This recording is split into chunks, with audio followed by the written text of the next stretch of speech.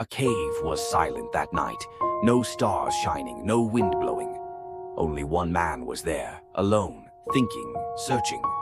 On Mount Hira, in the heart of darkness, a light appeared, and that light spoke, "Read." And this voice changed the course of human history. Muhammad, peace be upon him. From the lips of an unlettered prophet in the heart of the desert, these words became a light that tore through the darkness of millennia. From that day, humanity was no longer alone.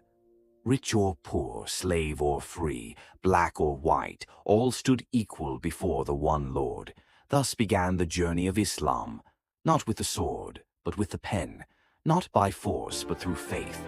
In the streets of Medina, brotherhood was built. A community was born. A handful of companions carried the faith in their hearts, and they spread it across the world.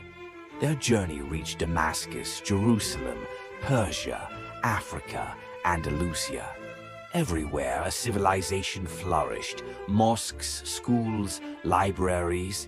Imam Abu Hanifa established the scale of justice. Imam Malik preserved the practice of Medina. Imam Shafi'i systematized knowledge. Ahmad ibn Hanbal safeguarded the light of the Quran. The generations that followed expanded this legacy. In Baghdad, the House of Wisdom was founded. Hundreds of scholars gathered. Greek, Indian, Persian knowledge was translated into Arabic. Humanity was reborn through knowledge.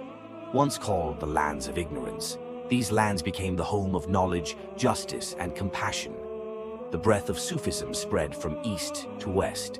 Abd al-Qadir al-Gilani revived hearts. Imam Nawawi taught the purest sincerity. Al-Ghazali united reason with faith.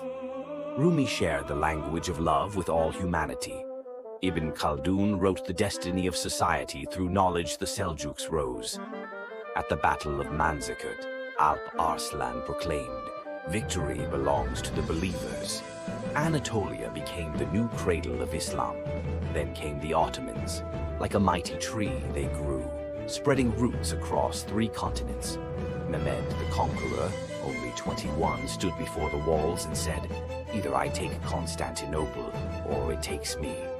A moment where faith met. Steel Sultan Selim embraced the caliphate, protecting Jerusalem, Mecca, and Medina. Suleiman became the Sultan of Justice. The Islamic civilization reached the peak of knowledge, morality, and wisdom. Those days were not only about armies, but also about pens. On one side, Ghazali, Ibn Rushd, Ibn Khaldun. On the other, Yunus Emre, Rumi, Haji Bektash Veli. All whispered the same truth. Human beings rise as they know God. Time passed, trials came. The Ummah was divided. The era of colonization arrived. Imitation replaced knowledge, division replaced unity. Yet in every darkness a light shone. Imam Rabbani declared, "This religion will revive." Said Nursi challenged the darkness, saying, "Faith must be saved." The knowledge of Ghazali, the wisdom of Imam Rabbani, the love of Rumi all return to the same source, the Quran. And today, the journey is not over. Islam is not just history, it is revival. Not merely a civilization, it is a truth. It is reborn in every era, sprouting in every heart. Our ancestors conquered not lands, but faith. They won not cities, but hearts. Their legacy remains not in palaces, but in prostration. Their strength was hidden not in armies, but in patience and prayer. Today, as their descendants, we rise with the same word, La ilaha illallah. This word shook mountains, built empires, and still conquers hearts. The story of Islam is not a story of one nation, but of all humanity. It began in a cave, yet it rose to the heavens. And today, that voice still echoes. Read, reflect, live, and convey. For this is an unending epic. This is the story of being a Muslim.